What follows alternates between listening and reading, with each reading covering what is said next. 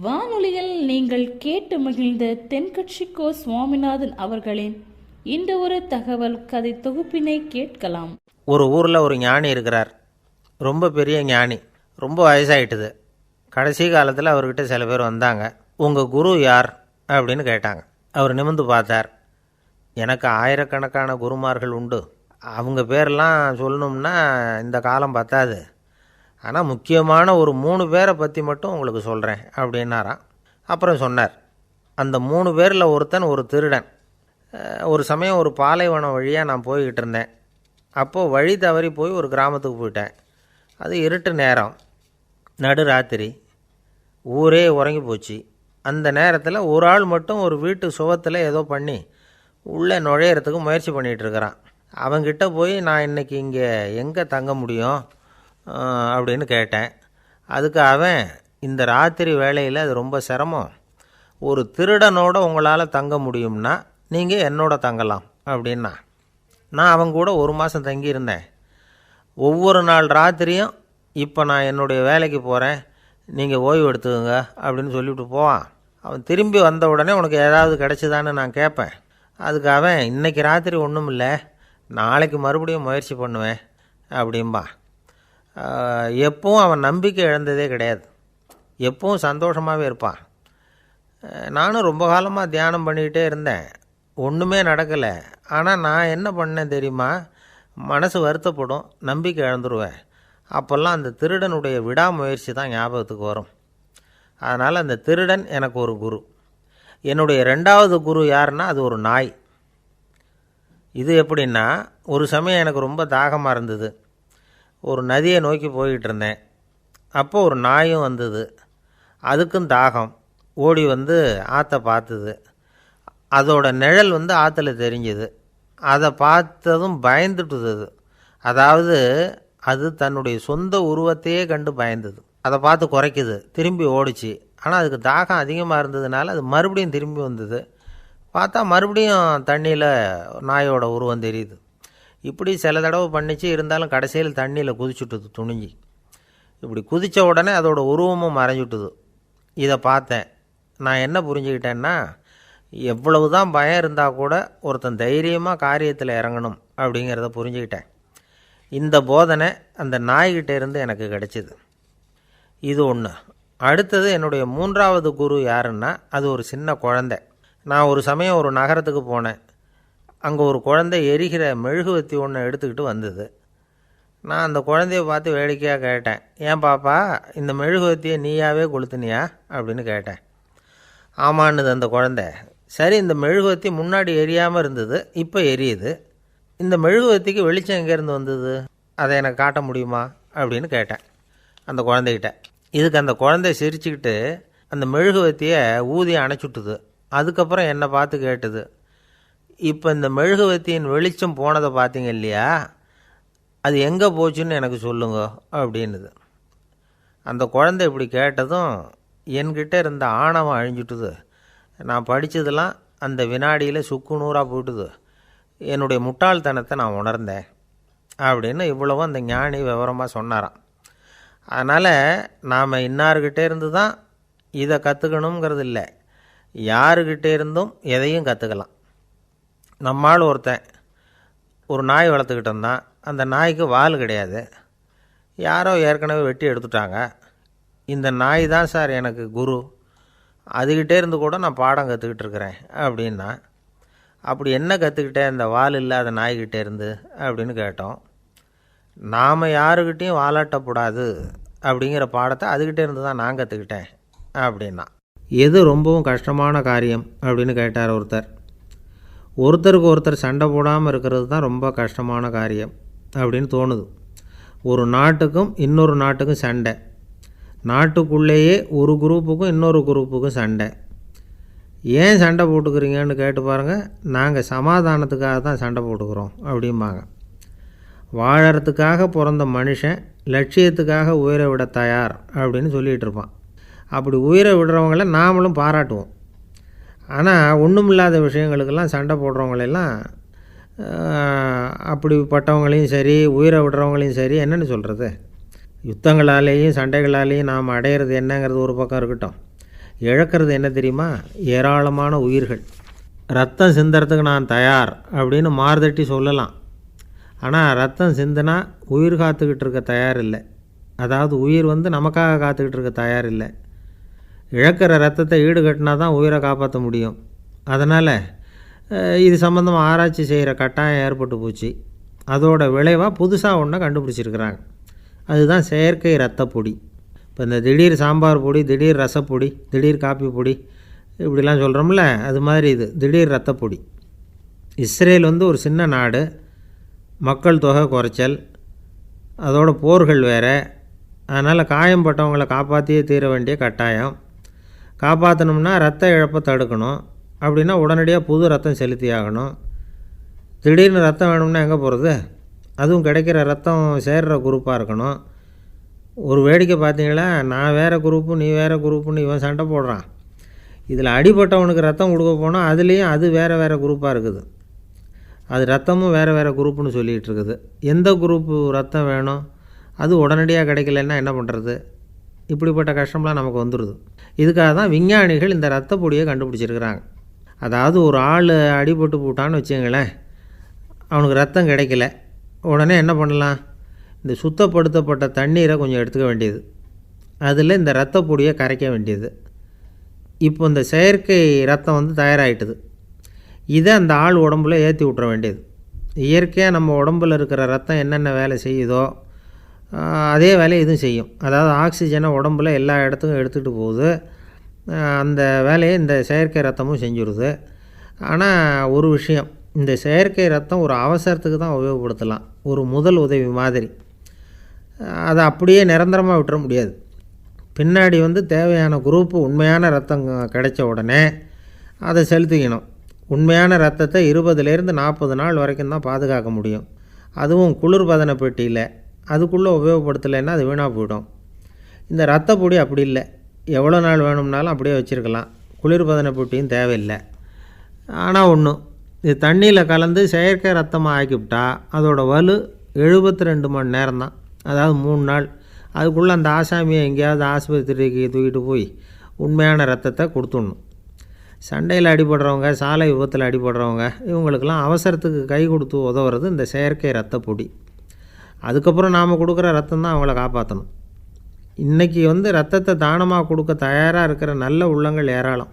எவ்வளவு accident, operation, இதில் சம்மந்தப்பட்டவங்களை காப்பாற்றுறது நாம் தானமாக கொடுக்குற ரத்தம் தானே. ஒரு ஆக்சிடெண்ட்டு, ஒரு ஸ்கூட்டர் ஒரு ஆள் மேலே மோதி விட்டுது, பார்த்து வரக்கூடாதா அப்படின்னா அந்த ஆள், நீ தான் பார்த்து நடக்கணும், ஏன்னா 20 வருஷமாக நான் அந்த ஸ்கூட்டரை ஓட்டிகிட்டு இருக்கிறேன் அப்படின்னானா இவன். இதுக்கு அவன் சொன்னானா, நீ தான் பார்த்து ஓட்டணும், ஏன்னா 40 வருஷமாக நான் இப்படி நடந்துக்கிட்டு இருக்கிறேன் அப்படின்னானா. ஒருத்தன் எப்படி நடந்துக்கிறாங்கிறத வச்சு தான் அந்த ஆள் எப்படிங்கிறத நாம் முடிவு பண்ணுறோம். ஆளுமைன்னு சொல்கிறோம்ல, அதுக்கு சூழ்நிலைகளை ஆளுகின்ற தன்மை அப்படின்னு விளக்கம் கொடுக்குறார் ஒரு உளவியல் நிபுணர். சரி, ஒரு மனிதனுடைய ஆளுமையை உருவாக்குகிற விஷயங்கள் என்னென்ன? பிறப்பு, வளர்க்கப்பட்ட விதம், படிப்பு, நண்பர்கள், சமுதாயம், இப்படி நிறைய உண்டு. ஆளுமையின் அடிப்படையில் சில மனநோய்கள் உண்டாகுது. அதெல்லாம் என்னென்னங்கிறத தெரிஞ்சு வச்சுக்கிட்டோம்னா நம்ம கூட இருக்கிறவங்கள அடையாளம் கண்டுபிடிக்கிறதுக்கு அது ரொம்ப உபயோகமாக இருக்கும். ஃப்ரெனாய்டு ஆளுமை அப்படின்னு ஒன்று. இந்த கோளாறு உள்ளவங்க எப்படி இருப்பாங்க தெரியுமா? அதிக உணர்ச்சி, சந்தேகம், பொறாமை இதெல்லாம் அதிகமாக இருக்கும். வளைஞ்சு கொடுக்க மாட்டாங்க. அடுத்தவங்களோட இணக்கமான உறவு இருக்காது. அவங்க செய்கிற தப்புக்கெல்லாம் அடுத்தவங்களை குறை சொல்லிகிட்டு இருப்பாங்க. இது ஒரு ரகம். அடுத்தது ஸ்கிசாய்டு ஆளுமை அப்படின்னு சொல்கிறாங்க. இந்த கோளாறு உள்ளவங்க அடுத்தவங்களோட பழக கூச்சப்படுவாங்க. சின்ன வயசுலேயே இது ஆரம்பமாயிடுது. பகல் கனவுலேயே சஞ்சரிப்பாங்க. அவங்களுடைய விரோதம், கோபம் இதை கூட வெளியில் காட்டிக்க முடியாமல் இருப்பாங்க. இவங்களுக்கு அகமுகம், பிரச்சனைகள்லேருந்து ஒதுங்கி எதுலேயும் ஈடுபாடு இல்லாதவங்களாக இருப்பாங்க. இப்படி ஒரு ரகம். அடுத்தது சைக்ளோதமிக் ஆளுமை அப்படின்னு சொல்கிறாங்க. அது என்னென்னா, உணர்ச்சிகளில் ஏற்றத்தாழ்வு அதிகமாக இருக்குமா. சில சமயம் பார்த்தா மகிழ்ச்சியாக இருப்பாங்க, சில சமயம் சோகமாக உட்காந்துருப்பாங்க. அவங்க மனநிலைக்கு தகுந்த மாதிரி சமூக நிகழ்ச்சிகளில் பங்கெடுத்துக்குவாங்க. இன்னொரு வகை என்னென்னா எண்ணப்பீடிகை ஆளுமை அப்படின்னு பேர் வச்சுருக்கிறாங்க. அதுக்கு இவங்களுக்கெல்லாம் கரெக்டாக இருக்கணும், எல்லாம் சட்டத்திட்டம், எதுலேயும் ஒரு ஒழுங்குமுறை, இப்படி எதிர்பார்க்குற மனோபாவம். இவங்க எதிர்பார்ப்புக்கும் வரன்முறைக்கும் மற்றவங்க கட்டுப்படணும்னு நினைப்பாங்க. இந்த நிலைமை நீடித்தா என்ன ஆகும் தெரியுமா? அலைக்கழிக்கிற எண்ணங்கள் திரும்ப திரும்ப ஒரே செயலை செய்ய தூண்டுற மனத்தளர்ச்சிக்கு ஆளாயிடுறாங்க. அடுத்தது ஹிஸ்டீரியா ஆளுமை. சின்ன விஷயத்தையெல்லாம் பெருசுப்படுத்தி நாடகமாக்குற நடிகர்கள் இவங்க. உணர்ச்சி அதிகம் உள்ளவங்க. இவங்க மன எழுச்சியில் பக்குவமின்மை, குழந்தைத்தனம், முதிர்ச்சியின்மை எல்லாம் இருக்கும். தன்னலம் மிக்க குணம். பிறர் தன்னை மட்டுமே கவனிக்கணும்னு நினச்சி செயல்படுறது, இதெல்லாம் இவங்க அடையாளம். அடுத்த ரகம் எப்படின்னா வளர்ச்சியற்ற ஆளுமைன்னு சொல்கிறாங்க. அடுத்தவங்களோட இணங்கி போக முடியாதவங்க, அறிவு, மன எழுச்சி, சமூக உறவு இதில் எல்லாம் போதுமான வளர்ச்சியையும் நிறைவையும் பெற முடியாதவங்க. இவங்களால் வாழ்க்கையில் முன்னேற முடியாது. பிச்சைக்காரங்க, குற்றவாளிகள் இவங்ககிட்டெல்லாம் இது மாதிரியான ஆளுமை அதிகமாக இருக்குமா.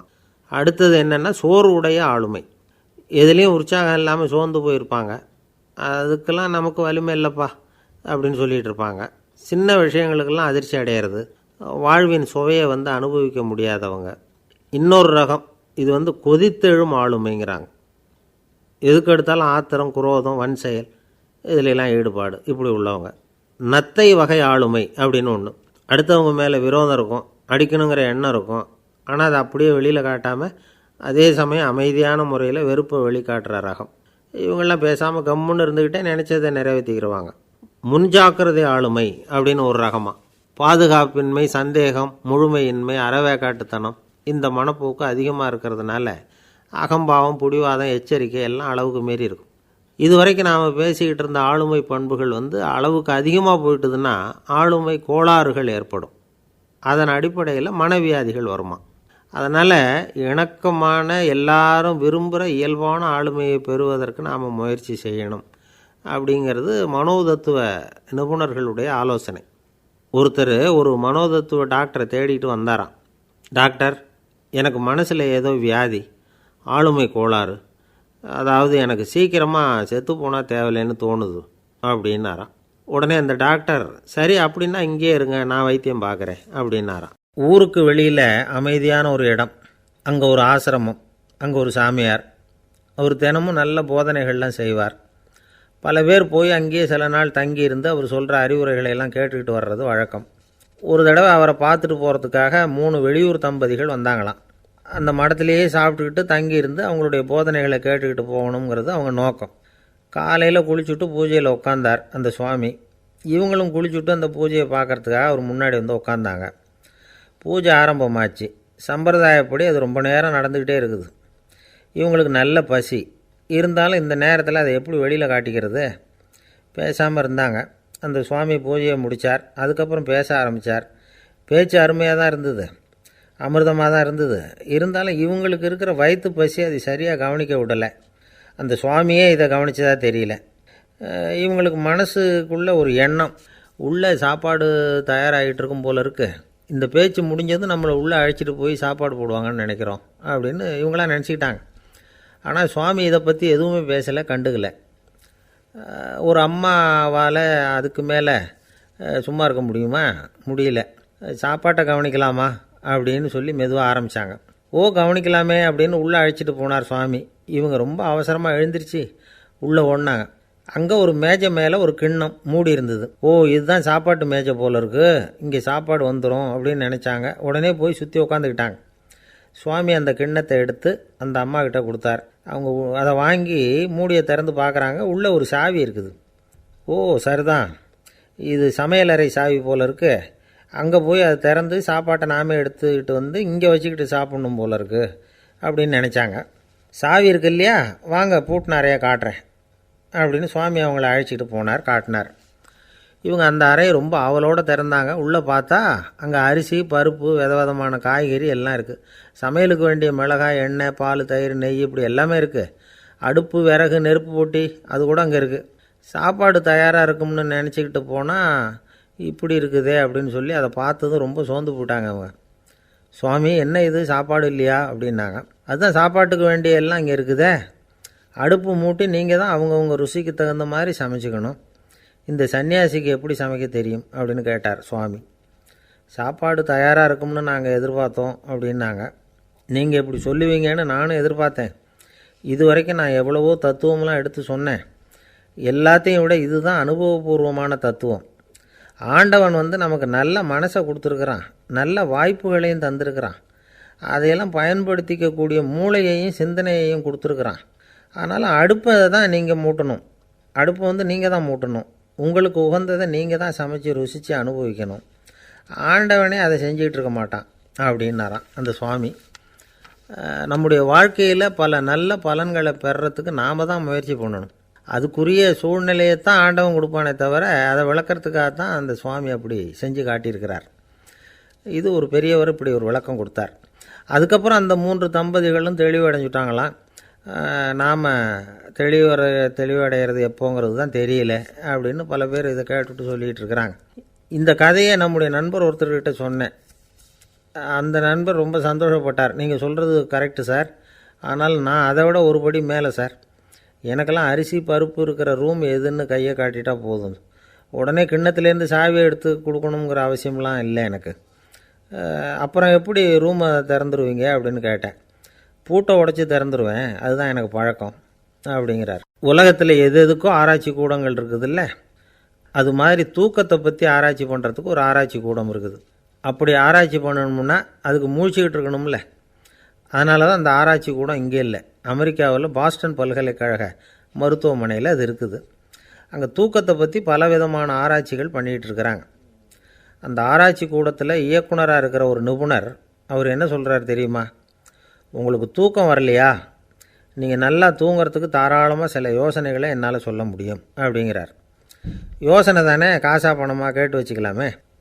உணவு, மனநிலை, தூங்கும் இடத்தோட சூழ்நிலை, படுக்கைக்கு செல்கிறப்போ உள்ள பழக்க வழக்கங்கள், இது காரணமாக ஒருத்தருக்கு தூக்கம் வராமல் போகலாம். தூக்கம் வராததுக்கு இதுதான் காரணம்னா அதையெல்லாம் சுலபமாக கட்டுப்படுத்தலாங்கிறார் அவர்.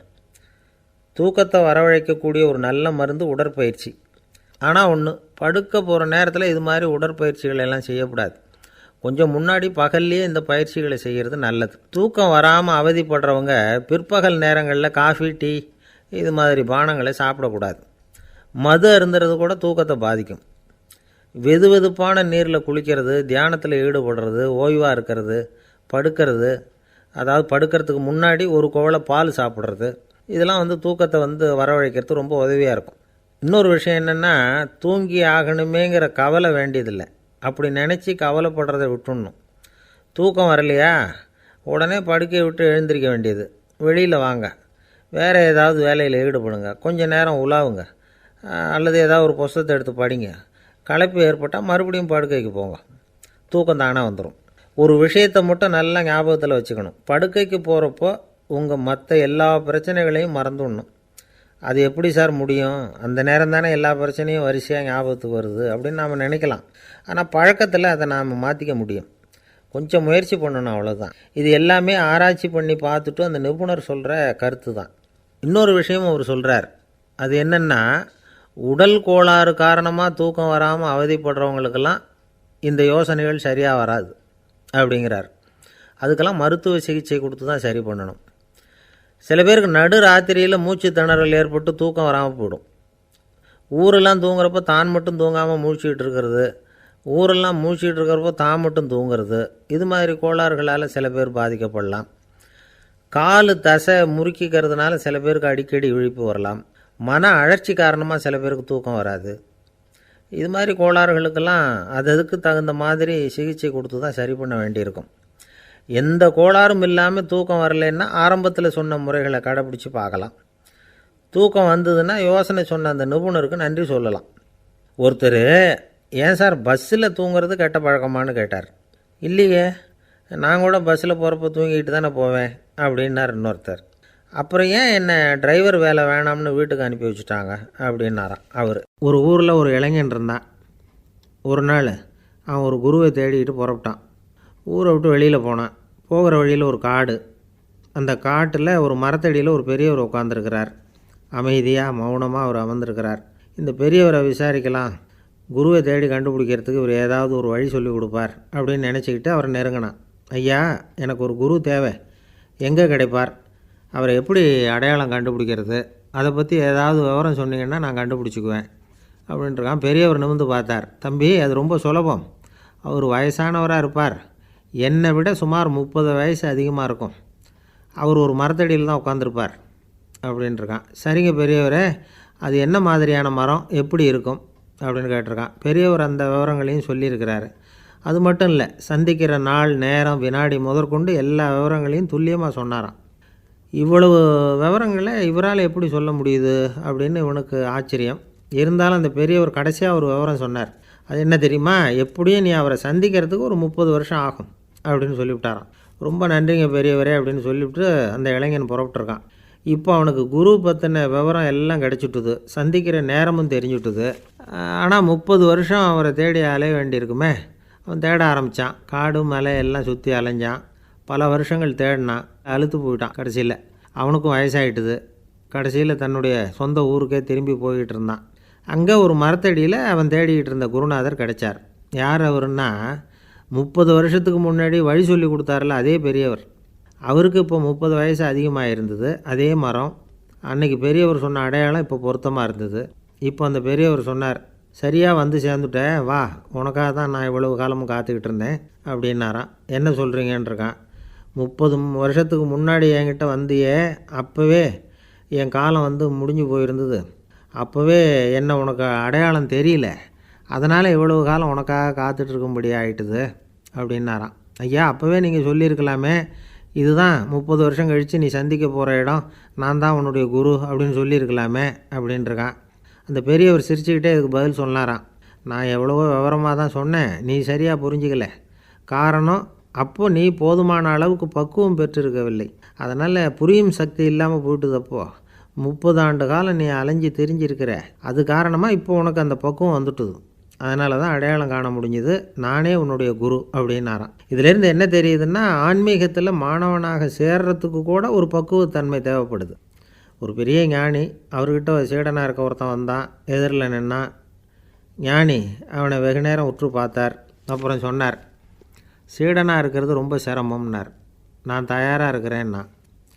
அது இன்னமும் சிரமமாச்சே, இங்கே வந்து குருவாக இருக்கிறது மட்டுமே சுலபம் அப்படின்னாராம். அப்படின்னா நான் குருவாகவே ஆகிடுறேன் அப்படின்னானா. இது போலவே இந்த காலத்தில் கதை ஒன்று உண்டு. ஒரு பள்ளிக்கூடத்தில் வகுப்பு ஆசிரியர் மாணவனை திட்டிக்கிட்டு இருந்தார். டேய், நீ 100க்கு 10 மார்க்கு தான் வாங்கிக்கிட்டு இருக்க. இவ்வளவு மோசமாக நீ படித்தா கடைசியில் மாடு மேய்க்கிறது கூட லாய்க்கு இல்லாதவனா ஆகிடுவேன்.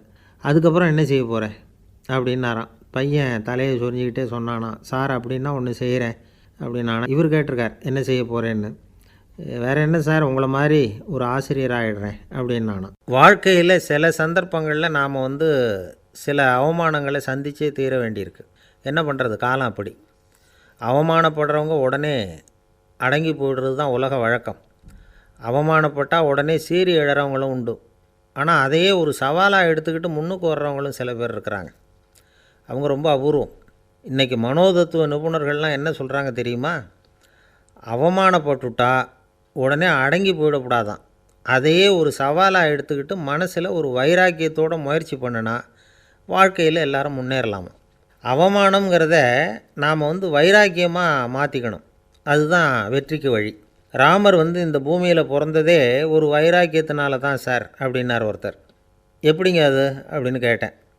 அவர் சொன்னார், தசரதருக்கு ராமர் வந்து குழந்தையாக வந்து பிறக்கணும், அப்போ தான் இங்கே இருக்கிற கஷ்டங்கள்லாம் நீங்கும் அப்படின்னு சர்வ லோகமும் எதிர்பார்த்துக்கிட்டு இருக்குது. ஆனால் அவர் எப்போ வந்து பிறப்பார் அப்படின்னு யாருக்கும் தெரியல. அந்த காரியம் சீக்கிரம் நடக்கணுமே, அதுக்கு என்ன பண்ணுறது. நாரதர் வந்தார் ஒரு நாள் தசரதரை தேடி. தசரதா, உனக்கு ஒரு செய்தி தெரியுமான்னு ஆரம்பித்தார். அவர் எப்பவும் இப்படித்தானே ஆரம்பிக்கிறது வழக்கம். என்ன விஷயம்னு கேட்டார் தசரதர். தசரதா, நீ அடிக்கடி உன்னோட தேரில் ஏறிக்கிட்டு தேவலோகத்துக்கு போகிற, அங்கே போகிற வர்ற எல்லாம் பண்ணிகிட்ருக்க, எல்லாம் சரி. தேவலோகத்துலேயும் உன்னை நல்லபடியாக தான் வரவேற்கிறாங்க. தேவேந்திரன் உன்னை பிரியமாக அழைச்சிட்டு போய் தன்னுடைய அரியாசனத்திலேயே தனக்கு பக்கத்திலேயே உட்கார வைக்கிறான். நீயும் சந்தோஷமாக உட்காந்து பேசிவிட்டு வந்துடுற. ஆனால் நீ இங்கே வந்ததுக்கு அப்புறம் அங்கே என்ன நடக்குது தெரியுமா உனக்கு அப்படின்னாரான் நாரதர். என்ன நடக்குது, எனக்கு ஒன்றும் தெரியலையே அப்படின்னாரான் தசரதர். நாரதர்கிட்ட வந்து கிட்டத்தில் வந்து கேட்டிருக்கார், கொஞ்சம் சொல்லுங்கள் என்னது அப்படின்னு. அவர் நெருங்கி வந்தாரான் நாரதரும். மெதுவாக அவர் காதோட காதாக சொன்னாராம். அதாவது நம்ம பாஷையில் சொல்லப்போனால் பற்ற வைக்கிறார். நீ அங்கே தேவேந்திரங்கிட்ட உட்காந்து பேசிவிட்டு வந்த பிறகு நீ அங்கே உட்காந்துருந்த அரியாசனத்தை தண்ணி ஊற்றி கழுவி சுத்தப்படுத்துகிறாங்க. நீ என்ன அந்த அளவுக்கு சுத்தம் இல்லாத ஆளா? தினம் குளிக்காமையாக இருக்கிற அப்படின்னாராம். தசரதருக்கு இது ரொம்ப அவமானமாக போயிட்டுது. அப்படியே செய்கிறாங்க அப்படின்னாராம். ஆமாம், நீ வேணும்னா நான் சொல்கிறது உண்மையாக இல்லையா அப்படின்னு சோதனை பண்ணி பார்த்துக்கோ அப்படின்னாரான் நாரதர். உடனே தசரதர் இதுக்காகவே புறப்பட்டு தேவலோகம் போனார். அங்கே வழக்கம் போலவே இவரை கூப்பிட்டு உட்கார வச்சு பேசிக்கிட்டு இருந்தான் தேவேந்திரன். கொஞ்ச நேரம் பேசிக்கிட்டு இருந்துட்டு சரி நான் கிளம்புறேன்னு புறப்பட்டார். சரி, அவனும் வாசல் வரைக்கும் வந்து வழி அனுப்பி வச்சுட்டு உள்ளே போயிட்டான். தசரதர் வெளியில் கொஞ்சம் நேரம் மறைஞ்சி இருந்துட்டு மெதுவாக உள்ளே எட்டி பார்த்தார் என்ன நடக்குதுன்னு. நாரதர் சொன்னது உண்மைதான். தசரதர் உட்காந்துருந்த ஆசனத்தை அங்கே 2 தேவர்கள் கழுவி சுத்தப்படுத்திக்கிட்டு இருக்கிறாங்க. தசரதரால் இதை தாங்கிக்க முடியல. அவருக்கு ரொம்ப அவமானமாக போச்சு. நேராக கிடுகிடுன்னு தேவேந்திரங்கிட்டே போனார். நான் உட்காந்துருந்த இருக்கையே சுத்தம் பண்ணுறியே, நான் என்ன அந்த அளவுக்கு பாவியா அப்படின்னு கேட்டார். ரொம்ப கோபமாக கேட்டார். தசரதரே, மனுஷனுக்கு 3 கடன்கள் உண்டு. தேவ கடன், ரிஷி கடன், பித்ரு கடன். இதை தீர்க்காதவன் பாவியாகிறான். இதில் மகனை பெறுவதால் தான் பித்ரு கடன் தீரும். உனக்கு மகன் கிடையாது, அதனால் நீ பாவியாகிற. பாவி உட்காந்துருந்த இடம்ங்கிறதுனால அதை சுத்தம் செய்ய வேண்டியது எங்கள் கடமை அப்படின்னு நானாம் தேவேந்திரன். இந்த இடத்துல தசரதருக்கு ஏற்பட்ட அவமானம் ஒரு வைராக்கியமாக மாறிச்சு. தேவேந்திரனே கேட்டுக்கோ, ஒரு மகனை பெற்ற பிறகு தான் இந்த சபையில் மறுபடியும் அடி எடுத்து வைப்பேன் அப்படின்னு சொல்லிவிட்டு போயிட்டாராம். போய் புத்திர காமேஷ்டி யாகம் பண்ணார். புத்திரர்கள் பிறந்தார்கள். இந்த கதையில் உள்ள கருத்து என்னென்னா, தேவேந்திரன் தசரதரை அப்படி அவமானப்படுத்தலைன்னா அவருக்கு இப்படி ஒரு வைராக்கியம் பிறந்திருக்குமா? யோசித்து பார்க்கணும். நமக்கு ஏற்படுகிற சில அவமானங்களையும் வைராக்கியமாக மாற்றிக்குவோம். அப்படி மாற்றிக்கிட்டோம்னா வாழ்க்கையில் வந்து முன்னேறலாம். நம்ம ஆளுங்க சில பேர் அவமானத்தை வந்து வைராக்கியமாக மாற்றிக்கிறது எப்படி தெரியுமா? நம்மக்கிட்ட ஒரு பையன் சொன்னான், எங்கள் அப்பா என்னை எல்லாருக்கும் முன்னாடி வச்சு திட்டிவிட்டார், பொறுப்பு இல்லாமல் ஊர் சுற்றுறேன்னு சொல்லி அவமானப்படுத்தி விட்டார். இனிமேல் நீ என் முகத்திலேயே முழிக்காதரா போடான்னு வேறு சொல்லிவிட்டார். எனக்கு ரோஷம் வந்துட்டுது. அந்த அவமானத்தை வைராக்கியமாக மாற்றிக்கிட்டேன். அன்னையிலேருந்து அவர் முகத்திலேயே முழிக்கிறதில்ல அப்படின்னா. அப்படியான்னு கேட்டோம். ஆமாங்க, அவர் வீட்டில் இல்லாத நேரமாக பார்த்து உள்ளே சமையல் கட்டுக்கு போய் சாப்பிட்டுட்டு நைஸாக வெளியில் வந்துடுவேன் அப்படிங்கிறான் அவன். ஒரு விவசாயி விதைக்கிறதுக்காக வயல்வெளி பக்கம் போகிறார். விதைகளை அள்ளி வீசினார். அப்போ என்ன ஆச்சுன்னா, சில விதைகள் வந்து பாதை ஓரத்தில் விழுந்தது. சில விதைகள் முள் செடிகள் மண்டி இருந்த புதருக்கு இடையில் விழுந்தது. சில விதைகள் நல்ல நிலத்தில் விழுந்தது. பாதை ஓரத்தில் விழுந்த விதை என்ன ஆச்சுன்னா, அதெல்லாம் பறவைகள் கண்ணில் போட்டுவிட்டுது. உடனே வந்து உட்காந்து கொத்தி தின்னுட்டு போட்டுது. அதிகமாக மண் இல்லாத பாறை பகுதியில் விழுந்த விதையெல்லாம் லேசாக வேர் விட்டு முளைக்க ஆரம்பிச்சிது. அதுக்கப்புறம் வேர் கீழேயும் ஆழமாக போக முடியல, மேலேயும் சூரிய வெப்பம் அதிகம் தாங்க முடியல, எல்லாம் காஞ்சி கருகி போட்டுது. புதர் பகுதியில் சில விதைகள் விழுந்தது இல்லையா, முள் செடிகள் காடாக மண்டி போயிருந்தது. அதனால் முளைச்சி வர்ற செடிக்கு நெருக்கடி அதிகமாக போட்டுது. சரியாக வளர முடியல, விளைச்சலும் சரியாக இல்லை. நல்ல நிலத்தில் விழுந்த விதைகள் மட்டும் நல்லா முளைச்சிது, நல்லா வளர்ந்தது, விளைச்சலும் பிரமாதமாக இருந்தது. இந்த கதையை சொல்லிவிட்டு கேட்க செவியுள்ளோர் கேட்கட்டும் அப்படிங்கிறார் இயேசு பெருமான். ஆமாம், இயேசு கடலில் நின்ற படகு ஒன்றில் உட்காந்துருக்கிறார். கடற்கரையில் ஏராளமான மக்கள் உட்காந்துருக்கிறாங்க. அந்த சமயத்தில் தான் இயேசு வந்து ஓமைகள் மூலமாக மக்களுக்கு பல உண்மைகளை சொல்லிகிட்டு இருக்கிறார். மக்கள் அந்த கதையை கேட்டுட்டு ஒன்றும் புரியாமல் முழிக்கிறாங்க. அதை கவனித்த இயேசு அந்த ஓமையை விளக்க ஆரம்பித்தார். இதில் அந்த விதைக்கிறவர் தான் இறைவன். அவருடைய வார்த்தைகளை விதைக்கிறார். அந்த வார்த்தைகளை கேட்கிற மக்கள் அந்த விழுந்த விதைகள் மாதிரி 4 வகையானவர்கள். சில பேர் பாதை ஓரத்தில் விழுந்த விதைகள் மாதிரி இறைவன் வார்த்தைகளை அவங்க கேட்குறாங்க. ஆனால் தீய எண்ணங்கள் செய்கைகள் மூலமாக விதைக்கப்பட்ட வார்த்தைகள் அழிஞ்சு போடுது. இறைவன் வார்த்தைகளை கேட்ட உடனே மகிழ்ந்து போய் உடனே சில பேர் அதை ஏற்றுக்கிறாங்க. இவங்கெல்லாம் அந்த பாறை பகுதியில் விழுந்த விதைகள் மாதிரி. அதனால் இவங்கெல்லாம் வேறு இல்லாதவங்க. கொஞ்ச காலத்துக்கு இறை வார்த்தைகளுக்கு கீழ்ப்படிந்து நடப்பாங்க. அதனால் ஏதாவது இடைஞ்சல் ஏற்பட்டால் உடனே தடுமாறுவாங்க. தங்கள்கிட்ட இருக்கிற நல்ல பண்புகளை விட்டுட்டு பாவ வழிகளுக்கு போயிடுவாங்க. முள் செடிகளுக்கு இடையில் விழுந்த விதைகள் மாதிரி உள்ளவங்க யாருன்னா, இவங்களுக்கு உலக கவலை உண்டு, செல்வத்தின் மீது மயக்கம் உடையவர்கள். உலக ஆசைகள் இவங்களுக்குள்ளே பூந்துடுறதுனால அங்கே இருக்கிற நல்ல பண்புகள் மறைஞ்சு போயிடுது. அதனால் அவங்களும் உபயோகம் இல்லாதவங்களாக ஆயிடுறாங்க. நல்ல மனிதர்கள் நல்ல நிலத்தில் விழுந்த விதைகளுக்கு ஒப்பானவர்கள். இவங்க இறை வார்த்தையை கேட்குறாங்க, அதை ஏற்றுக்கிறாங்க, அவங்களும் நல்லபடியாக வாழுறாங்க, அடுத்தவங்களுக்கும் உபயோகமாக இருப்பாங்க. இதுதான் இயேசு சொன்ன விளக்கம். நல்ல வார்த்தைகளை கேளுங்கள், நல்ல வார்த்தைகளை ஏற்றுக்கொள்ளுங்கள், அடுத்தவங்களுக்கு உபயோகமாக இருங்க. இதுதான் பெரியவங்கள்லாம் நமக்கு சொல்லுகிற உபதேசம். ஒரு அப்பா தன்னுடைய மகனுக்கு உபதேசம் பண்ணார். இதை பாருப்பா, நல்ல வார்த்தைகளை கேட்கணும், எப்போதுமே மகன் அப்பா பேச்சை கேட்குறது நல்லது அப்படின்னாராம். நீ ஏதாவது ஒரு தப்பு பண்ணால் என் தலையில் ஒரு முடி நரைச்சி வெள்ளையாக போடும்பா, நீ செய்கிற ஒவ்வொரு தப்புக்கும் என் தலையில் ஒவ்வொரு முடி வெள்ளையாயிடும் அப்படின்னாராம். பையன் யோசித்தான், அப்பா இப்போ தான் எனக்கு புரியுது, தாத்தாவோட தலைமுடி பூராவும் வெள்ளையாக இருக்கிறதுக்கு என்ன காரணங்கிறது எனக்கு இப்போ தான் புரியுது அப்படின்னானான்.